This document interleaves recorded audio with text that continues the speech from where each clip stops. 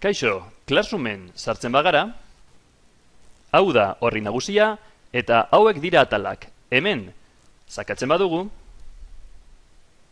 agertzen dira alde batetik, irakasle bezala ditudan gelak, eta hemen egiteke dauden tareak. Hau da, zuzendu gabe ditudan tarea guztiak. Azpian agertzen dira ikasle bezala ditudan gelak, eta hemen egiteke tareak. Beherago, artxibatutako ikasgelak. Zuzen, ezin duzu ezabatu gela bat, artxibatu behar duzu. Eta artxibatu ondoren, hemen dago, eta hemendik bai nahi baduzu ezabatu gela hori. Artxibatzea gomendagarria da horri nagusian, ez izateko pasaden ikasturteko gelak adibidez.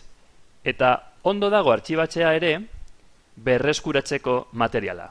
Bukatzeko atal honekin, hemen azpian ezarpenak daude.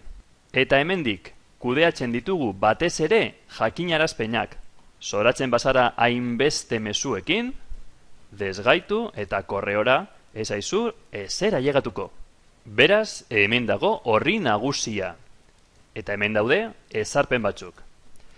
Gela bateko 3 puntutxoetan sakatzen badugu, aukera batzuk daude.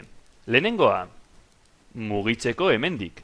Adibidez, lehenengo gela izateko. Edo, azkena. Hemen dago. Beste aukera batzuk.